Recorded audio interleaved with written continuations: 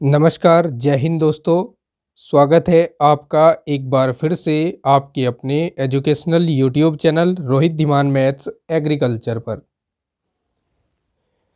दोस्तों, इस वीडियो में हम प्रश्नावली 17.2 को क्वेश्चन नंबर 4 से आगे बढ़ाने वाले हैं। क्वेश्चन नंबर 4 तक हम इससे प्रीवियस वीडियो में पढ़ चुके हैं और पूरी प्रश्नावली 17.1 पढ़ चुके हैं इस ज्ञान पब्लिकेशन की बुक से। अगर आपको वो पिछले वीडियोस देखने हैं तो उनकी प्लेलिस्ट बनाकर लिंक डिस्क्रिप्शन में दे दिया गया है, आप वहां जाकर पिछले पार्ट्स को देख सकते हैं। तो मैं हूं आपका टीचर रोहित धीमान। चलिए शुरू कर लेते हैं आज की क्लास को। क्वेश्चन नंबर 5 है, यदि बेलनाकार तार का व्यास 5% कम कर दिया जाए तो बताओ उसकी लंबाई कितने प्रतिशत बढ़ जाएगी जबकि आयतन में कोई अंतर न हो। तो आपने अगर ये क्वेश्चन ध्यान से पढ़ लिया है तो आप जान पाए होंगे कि इसमें दो व्यास हैं, एक तो प्रारंभिक और एक अंतिम, और इसमें दो ही लंबाइयां हैं, एक प्रारंभिक और एक अंतिम। तो हम पहले इन व्यासों और इन लंबाइयों को कुछ नोटेशन फॉर्म दे देते हैं। तो यहाँ मैंने इन्हें नोटेशन फॉर्म दे दिया है, जैसे प्रारंभिक व्यास को डी से डिनोट किया है और अंतिम व्यास को डी डैश से, तथा प्रारंभिक लंबाई को एल से डिनोट कर रहे हैं और अंतिम लंबाई को एल डैश से डिनोट करना है। अब अकॉर्डिंग टू क्वेश्चन, बेलनाकार तार का व्यास 5% कम कर दिया जाए, यानी जो डी डैश है ना, वो डी में से डी का 5% घटा दिया। ठीक है, तो हमें बताना है कि उसकी लंबाई में कितने प्रतिशत की वृद्धि हो जाएगी जबकि आयतन में कोई अंतर नहीं रहेगा। तो यहाँ से अगर डी डैश की गणना करें तो डी माइनस डी का की जगह पर गुणा, फिर 5 और प्रतिशत की जगह पर बटे 100 लिख देंगे। डी को कॉमन ले लेते हैं तो ये 5 एकम 5 और ये कितनी बार कटेगा, 20 बार, तो ये 1 माइनस 1/20 हो जाएगा। या अगर हम इसको माइनस करके लिखेंगे, 20 एकम 20 में से 1 गया 19, 19D/20 हो जाएगा। तो ये डी डैश और डी का रिलेशन आ गया, यानी अंतिम और प्रारंभिक व्यास का रिलेशन आ गया। ठीक है, अच्छा, अब चूंकि जब तार को खींच दिया गया है तो उसका आयतन बराबर है, आयतन में कोई अंतर नहीं हुआ, तो हम लिखेंगे अंतिम आयतन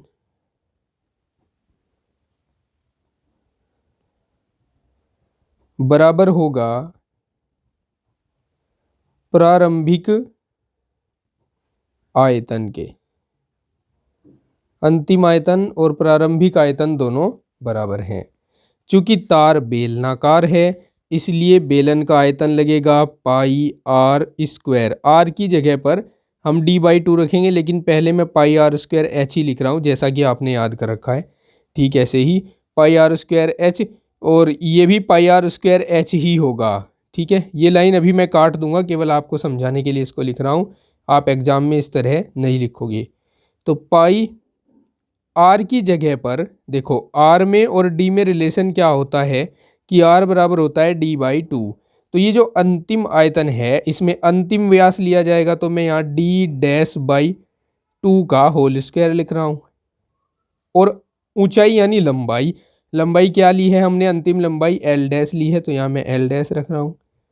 पाई यहाँ d/2 आ जाएगा, d/2 का स्क्वायर, और एच की जगह पर प्रारंभिक लंबाई एल आ जाएगी। यहाँ तक क्लियर है। अब पाई से पाई कैंसिल हो गया, इसको हम डी डैश का square by 4 into L dash लिख सकते हैं। इसको D square by 4 into L लिख सकते हैं। 4 से 4 कैंसिल हो जाएगा। अब डी डैश की वैल्यू डी के पदों वाली रख देंगे। 19d/20 है तो ये 19d/20 का होल स्क्वायर गुणा एल डैश बराबर डी स्क्वायर गुणा एल हो जाएगा।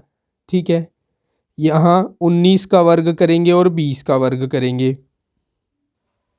19 का वर्ग 361 होता है और 20 का वर्ग 400 होता है, और डी स्क्वायर आ जाएगा गुणा एल डैश आ जाएगा बराबर डी स्क्वायर गुणा एल आ जाएगा, या हम डी स्क्वायर से डी स्क्वायर कैंसिल कर देंगे। ठीक है, तो हमारे पास अब एल डैश की वैल्यू हमें ज्ञात करनी है। एल डैश आएगा 400 को इधर एल के साथ गुणा कराएंगे और 361 से भाग करवाएंगे और इनटू में एल आ जाएगा। तो एल डैश की जो वैल्यू है वो एल के पदों में इतनी आ जाएगी। ठीक है, अब हमें तो इसमें प्रतिशत वृद्धि बतानी थी कि प्रतिशत वृद्धि कितनी होगी। अब प्रतिशत वृद्धि देखो, प्रतिशत वृद्धि कैसे ज्ञात की जाती है, उसके लिए हम अंतिम लंबाई में से अंतिम लंबाई या कुछ भी अंतिम जो आपके पास क्वांटिटी आई है उसमें से प्रारंभिक वाली माइनस करते हैं और बटे में प्रारंभिक क्वांटिटी को ही रखा जाता है और गुणा कराई जाती है 100 से, यानी अंतिम माइनस प्रारंभिक बटे प्रारंभिक गुणा 100, ये प्रतिशत वृद्धि का सूत्र होता है। अब अंतिम है 400 बटे 361 एल। ठीक है, यहाँ मैं एल डैश लिखता पहले, लेकिन मैंने डायरेक्टली उसका यहाँ पर सूत्र रख दिया है, या मैं यहाँ यहाँ पर छोटी सी लाइन लिख के बता रहा हूँ आपको। L dash minus L upon L गुणा 100 होने वाला है यहाँ पर, ये एल अपॉन एल गुणा 100। ठीक है, अब हम देख रहे हैं एल ऊपर दोनों ओर है, हमने कॉमन ले लिया एल। यहाँ 400 बटे 361 है, 361 को एलसीएम ले लिया, 361 की गुणा यहाँ बचने वाले एक के साथ होगी, तो 400 माइनस 361 और बटे में ये एल आएगा और गुणा में 100 आएगा। एल से एल कैंसिल हो जाएगा। 400 में से 361 माइनस कर दीजिए, यहाँ लिख रहा हूँ। अब कितना बचेगा, 39 बचेगा, बटे में 361 और गुणा 100 बचेगा।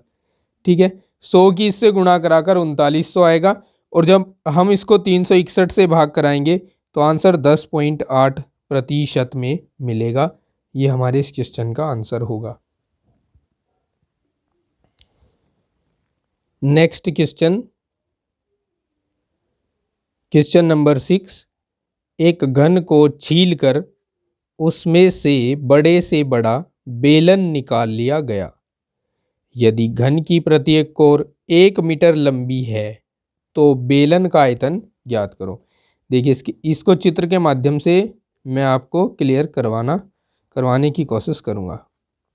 ये एक घन है, इस घन का मैं सामने वाला फलक देख रहा हूँ केवल। इस घन में से बड़ा बेलन काट लिया गया, तो क्या आप बता सकते हैं ये जो बेलन काट लिया गया है इसका व्यास अधिकतम कितना हो सकता है? जी हाँ, उतना ही होगा जितना इस घन की भुजा है, 1 मीटर। 1 मीटर व्यास है इस बेलन का, और अगर मैं आपसे पूछूं कि इस बेलन की अधिकतम ऊंचाई कितनी हो सकती है, तो आप वही बताएंगे कि एक घन की भुजा जितनी भी है जिसमें से हम ये बेलन काट रहे हैं, उसी की भुजा के बराबर उसकी ऊंचाई भी होगी, यानी 1 मीटर ही इसकी ऊंचाई होगी। अब हमें इस बेलन का आयतन ज्ञात करना है। सबसे पहले इसमें हमें लिखना होगा बने बेलन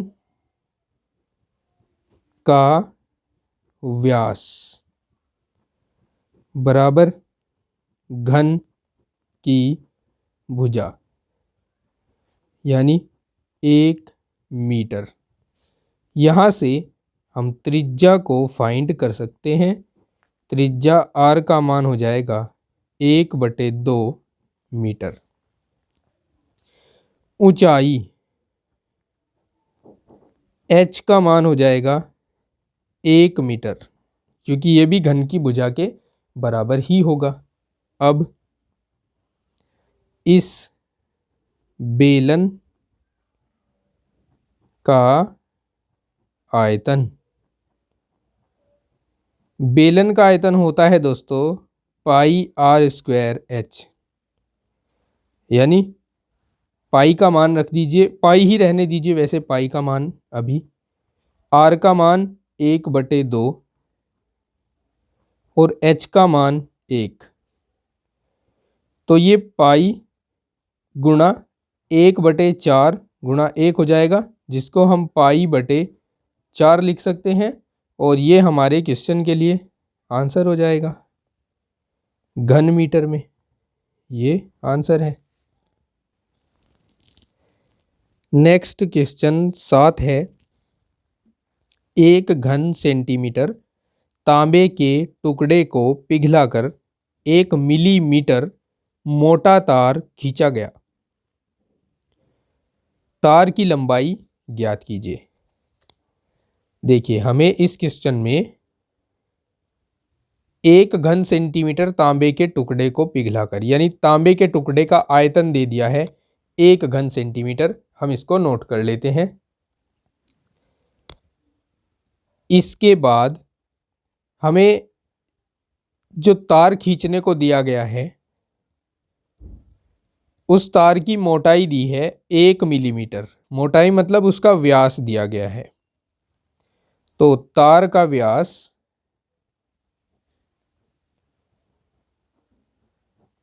बराबर 1 मिलीमीटर 1 mm। तार की लंबाई पूछी है। सबसे पहले तो यहाँ देखिए, आयतन घन सेंटीमीटर में है और व्यास मिलीमीटर में है, तो इस मिलीमीटर वाले व्यास को सेंटीमीटर में चेंज करना है। हम जानते हैं 1 सेंटीमीटर में 10 मिलीमीटर होते हैं, तो 1 मिलीमीटर में 1/10 सेंटीमीटर हो जाएंगे, तो 1/10 सेंटीमीटर आ जाएगा ये। यहाँ से अगर हम बात करें त्रिज्या की, क्योंकि सूत्र में तो हमें त्रिज्या चाहिए, तो त्रिज्या r का मान हो जाएगा व्यास का आधा, यानी 1/10 का भी आधा। 1/10 का आधा 1/20 हो जाएगा, तो तार की त्रिज्या हो जाएगी 1/20 सेंटीमीटर। अब इस तार की लंबाई हमें ज्ञात करनी है। मान लेते हैं तार की लंबाई L सेंटीमीटर है, तब ये तार तांबे के टुकड़े में से खींचा गया, तो तांबे के टुकड़े का आयतन और तार का आयतन बराबर होगा। तार का आयतन बराबर तांबे के टुकड़े का आयतन। तार है बेलनाकार, तो पाई r स्क्वायर L हो जाएगा, क्योंकि ऊंचाई की जगह हमने लंबाई ली है। तांबे के टुकड़े का आयतन है 1 घन सेंटीमीटर, पाई का मान रख देंगे 22/7, r का मान 1/20 और इसका स्क्वायर इंटू L बराबर 1। अब इस L का मान हमें ज्ञात करना है, तो L के लिए देखिए, इस 7 को इधर 1 के साथ गुणा करवाएंगे। 20 का स्क्वायर है, 20 का स्क्वायर होता है 400, और ये भी इधर 1 के साथ गुणा हो जाएगा क्योंकि इधर भाग में है। 22 इधर आकर भाग में आएगा और ऊपर से 1 भी भाग में आएगा, उसको लिखो या ना लिखो एक ही बात है। यहाँ पर 11 हो जाएगा और इसको 2 से काट कर 200 आ जाएगा। L बराबर 7 दूनी 14, 1400/11, और 1400 को 11 से भाग देंगे तो 127.272 समथिंग आएगा सेंटीमीटर में। ये उस तार की लंबाई हो जाएगी एंड यही आंसर हो जाएगा हमारे इस क्वेश्चन का।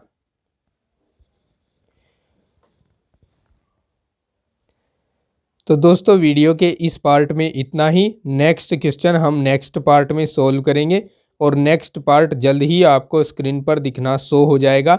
इसमें एक प्लेलिस्ट दिखेगी आपको, उस प्लेलिस्ट के माध्यम से आप नेक्स्ट पार्ट को देख सकेंगे। तो मिलता हूँ आपको नेक्स्ट पार्ट में, तब तक के लिए अपना ख्याल रखिए, पढ़ते रहिए, लगातार मेहनत करते रहिए। Take care, bye bye, have a nice day.